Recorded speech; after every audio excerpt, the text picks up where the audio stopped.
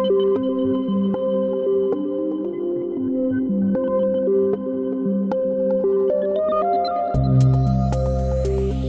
is 6 Minutes, the Seriously International Daily Newscast. It's Monday, February 24th, and I'm Emma Albright. And I'm Jacob Shropshire. It's evening time in Shenzhen, China, while the sun is just coming up in Santa Ana, El Salvador. Here in the World Country Newsroom in Paris, it's just after midday on this chilly Monday. These are the latest headlines. Ukraine marks 3 years since the beginning of the war with Russia. Germany's conservatives push for quick coalition talks after winning yesterday's election. And our daily quiz question comes from a recent Amazon acquisition. Our top story today is the gathering of leaders from the European Union and Canada in Ukraine as a show of unity as Kyiv marks the 3rd anniversary of Russia's invasion. Kremlin spokesperson Dmitry Peskov said on Monday that Russia sees no grounds to renew dialogue with Europe just hours after the EU agreed on a 16th package of sanctions against Russia. The summit in Kyiv comes as both French President Emmanuel Macron and UK Prime Minister Keir Starmer are expected to meet US President Donald Trump in Washington today to present Europe's plan for peace in Ukraine. Friedrich Merz's conservative coalition emerged victorious in yesterday's German national elections. Elections that saw far-right and far-left parties gain ground. Merz, who will likely become the next German chancellor, vowed on Monday to move quickly to try to form a coalition after winning the most votes. Meanwhile, Merz pledged to achieve independence from the United States amid doubts about U.S. President Donald Trump's commitment to Europe's security.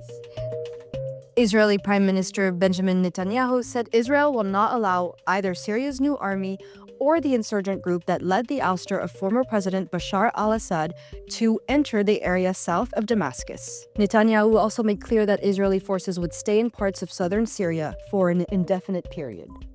Tens of thousands attended the funeral for slain Hezbollah leader Hassan Nasrallah. The former leader was killed in an Israeli attack in the southern suburbs of Lebanon's capital, Beirut, last September. The public funeral, delayed for security reasons, was held on Sunday at a stadium in Beirut, which has a capacity of about 50,000 people. Now, let's take a closer look at what the international press is covering.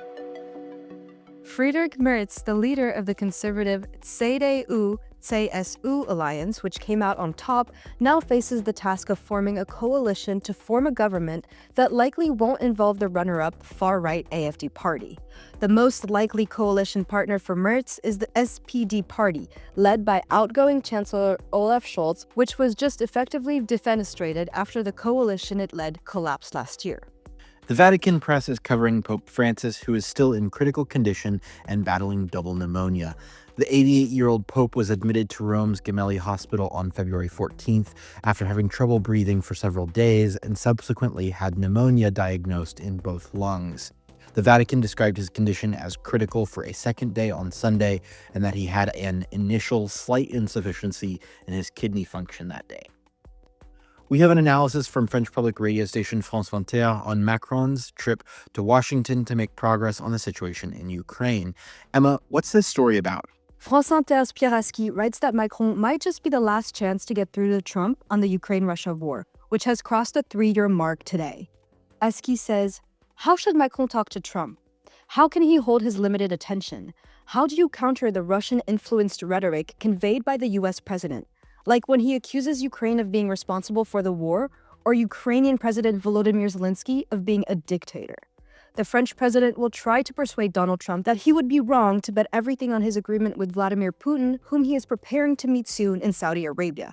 Putin has never respected the ceasefires agreed since 2014, and he will try to install a man of his own in Kyiv.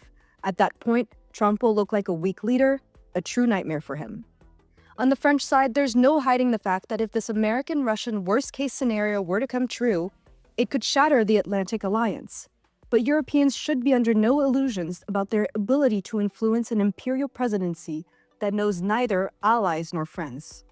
And from Beirut-based outlet Daraj, we have a piece about the extraordinary challenges faced by LGBTQ+ people in Syria.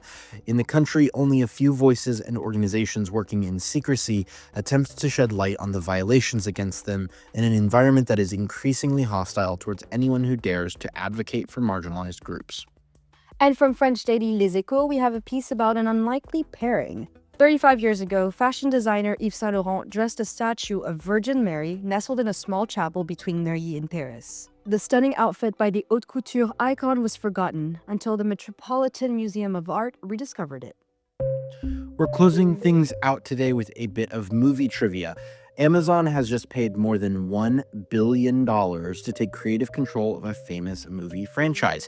Which franchise is it? Is it A, Star Wars, B, James Bond, C, Avengers, or D, Alvin and the Chipmunks? The correct answer is B. Amazon MGM Studios said it had struck a deal with the longtime producers of the James Bond movies. Daniel Craig, the most recent actor to play the legendary spy, offered his congratulations to the producers on Friday. The actor, Valerie Leon, however, a former Bond girl, raised concerns that 007 would not be British anymore if Amazon was calling the shots. That's the latest from around the world. If you like this podcast, we'd really appreciate it if you could help us out with a follow, share, and a 5-star rating on your preferred podcasting platform.